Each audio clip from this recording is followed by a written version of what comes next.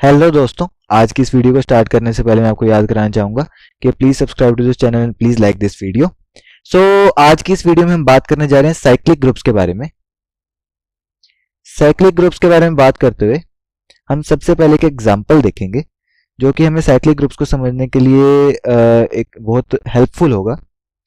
हमने पिछली वीडियोस में एग्जांपल लिए थे ट्रायंगल्स के, उसके ऊपर कुछ ट्रांसफॉर्मेशंस लगाए थे और उन ट्रांसफॉर्मेशंस का सेट बनाया था। सिमिलरली यहाँ पे भी अगर हम एक रोटेशन ट्रांसफॉर्मेशन को डिफाइन करें, रोटेशन ऑफ 90 डिग्रीज, तो ये हमारे स्क्वायर को 90 डिग्री रोटेट करके यहाँ पे पुट कर देगी, जो कि अभी मैं ड्रॉ नहीं कर रहा। तो रोटेशन ऑफ 90 डिग्री हमारे स्क्वायर को 90 डिग्री से रोटेट करेगी। हम इसको फिर से कर सकते हैं, रोटेशन ऑफ 90 डिग्रीज को 2 बार लगा सकते हैं, जो कि हमें टोटल 180 डिग्रीज का रोटेशन देगा। यानी कि अगर हम डायरेक्टली बात करें, हमने रोटेशन का स्क्वायर किया है। सिमिलरली हम इसको फिर से 90 डिग्रीज के साथ रोटेट कर सकते हैं, यानी कि टोटल रोटेशन 270 डिग्रीज की हो गई, यानी कि रोटेशन क्यूब 90 डिग्रीज। और अगर हम एक और रोटेशन लगाएं, रोटेशन 490 डिग्रीज, तो वो हमें सेम एलिमेंट वापस दे देती है।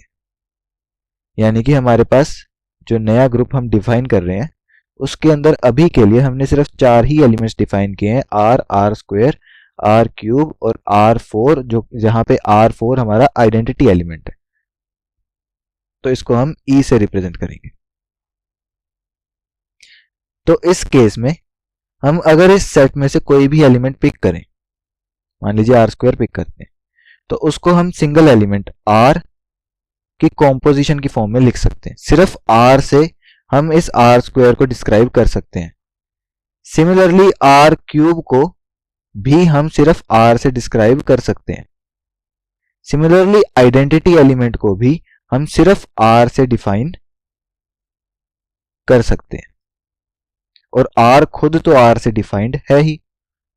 यानी कि G here is a group in which every element of G can be represented as an integral power of a single element, जो कि यहां पे है R, R square, R cube, R4, हर एक एलिमेंट को हम R की कुछ इंटीग्रल पावर की फॉर्म में रिप्रेजेंट कर सकते हैं। In that case we say that the group G is generated by R। और इस टाइप के ग्रुप्स जो कि सिर्फ एक सिंगल एलिमेंट से जनरेट हो जाते हैं, उनको हम बुलाते हैं साइक्लिक ग्रुप्स।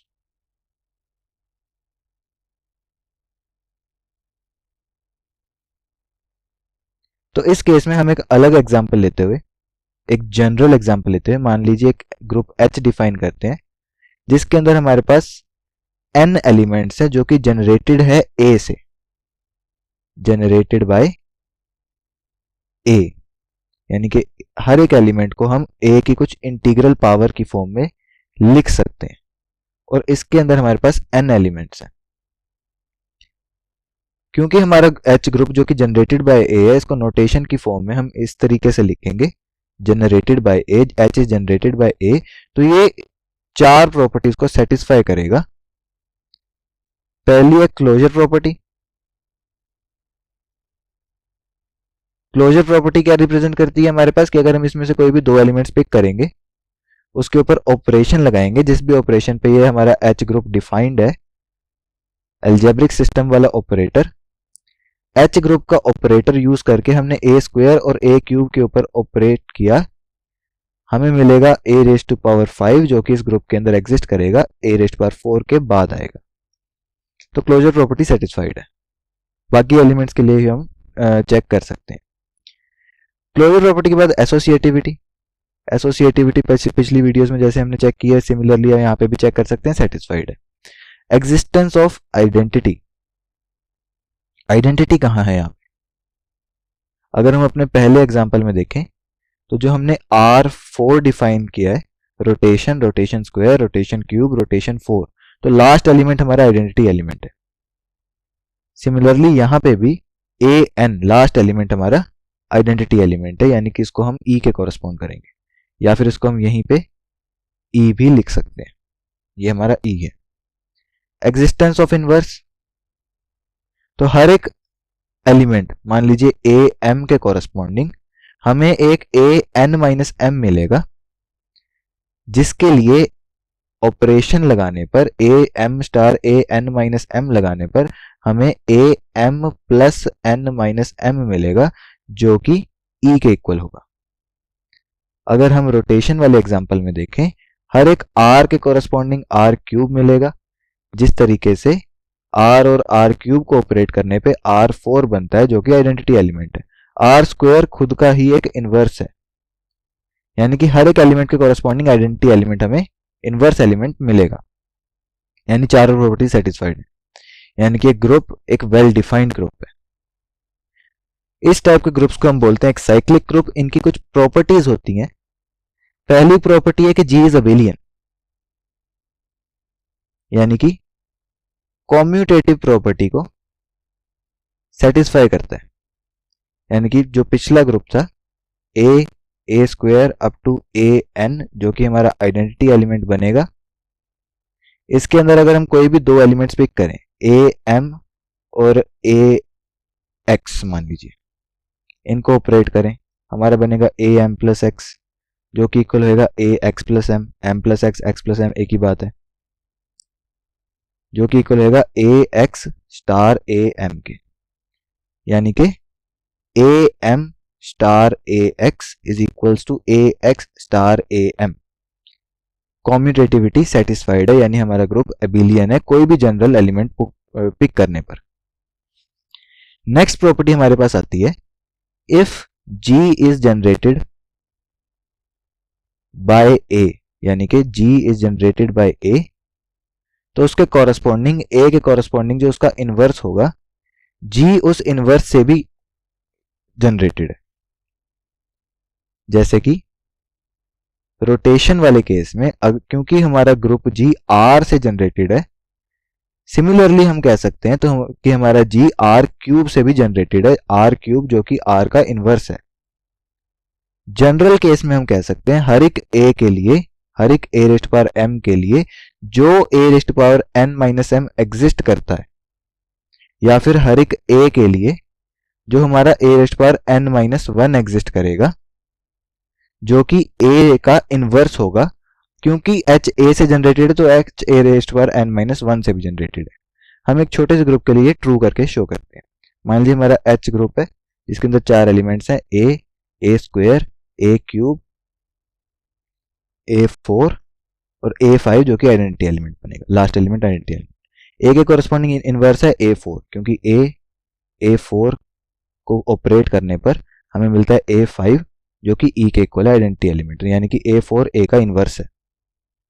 ठीक है, इस केस में क्योंकि हमारा H A से जनरेटेड है, यानी कि हर एक एलिमेंट A की कुछ इंटीग्रल पावर की फॉर्म में लिखा गया है, तो हम कह सकते हैं कि H A रेस्ट पावर 4 से भी जनरेटेड है। इसका मतलब है कि A रेस्ट पावर 4 की इंटीग्रल पावर्स भी सेम सेट हमें देंगी। अब A रेस्ट पावर 4 की इंटीग्रल पावर्स हमें क्या देंगी? A रेस्ट पावर 4 से जनरेटेड जो भी सेट होगा वो कुछ इस टाइप से दिखेगा।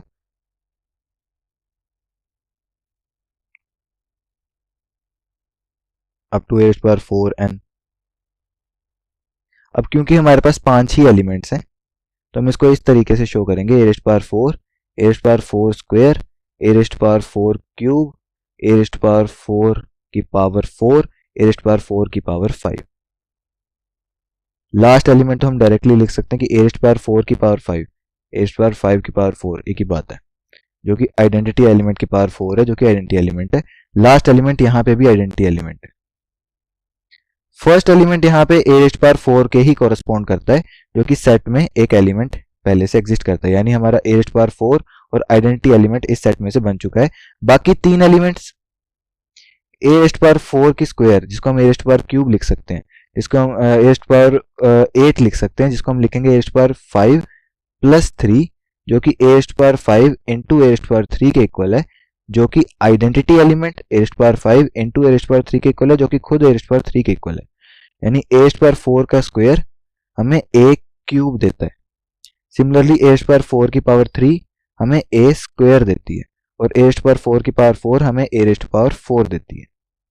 इस तरीके से हमने H सेट के H ग्रुप के हर एक एलिमेंट को a रेस्ट पावर 4 की इंटीग्रल पावर्स की फॉर्म में रिप्रेजेंट कर दिया।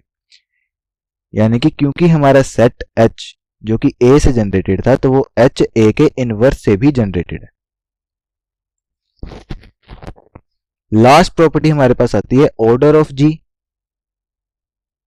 Is equal to order of it generator. G यहां पे a से जनरेटेड है, तो order of G is equal to order of it generator a। यानी कि number of elements in G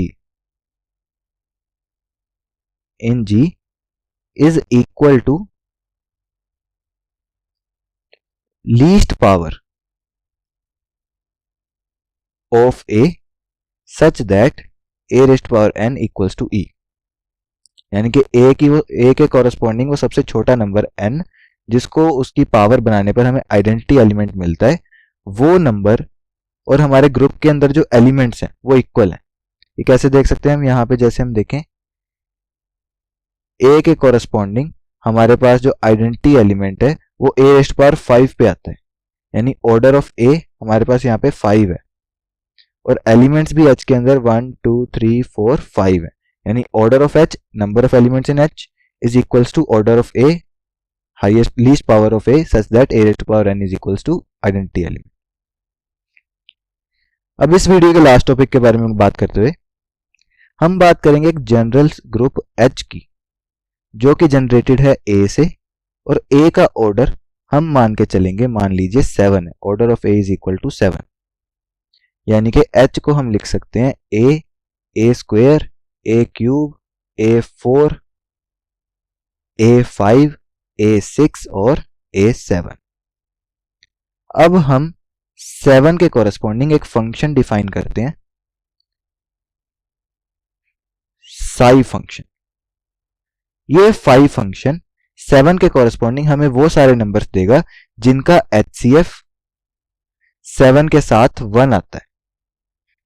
वो सारे नंबर्स जो कि n 7 से छोटे हैं, all m those are less than 7 and HCF of m and 7 is equal to 1। जैसे कि 1,7 का HCF जो कि 1 के इक्वल आता है। सिमिलरली हमारे बाकी एलिमेंट्स भी आएंगे इस सेट के अंदर। साई 7 हमें कुछ एलिमेंट देगा 1, 2 और 7 का HCF 1 के इक्वल है, 3 और 7 का HCF 1 के इक्वल है, 4 और 7 का HCF 1 के इक्वल है, 5 और 7 का HCF 1 के इक्वल है, 6 और 7 का HCF 1 के इक्वल है। 7 से छोटे हर एक एलिमेंट का HCF 7 से इक्वल टू 1 है, 7 के साथ इक्वल टू 1 है। और हमारा जो H है वो जनरेटेड बाय A है, जिसका ऑर्डर भी 7 है।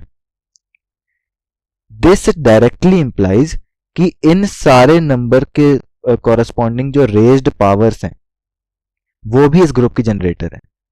यानी कि H is generated bye A raised power 1, H is generated bye A raised power 2, H is generated bye A raised power 3, H is generated bye A raised power 4 and 5 and 6।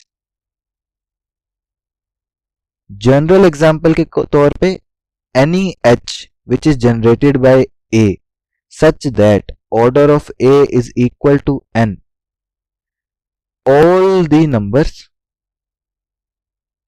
those are co-prime to n and less than n are also generators of H। यानी कि Sai n के corresponding वो सारे numbers जिनका HCF n के साथ 1 आता है, वो सारे x जो कि n से छोटे हैं और HCF n के साथ 1 आता है, जो कि n के कॉरेस्पॉन्डिंग को प्राइम्स हैं, वो भी H के जनरेटर्स हैं। यहां पे जो हमारा फाई फंक्शन है जिसको हमने अभी डिफाइन किया है, इसको हम बोलते हैं यूलर्स फाई फंक्शन।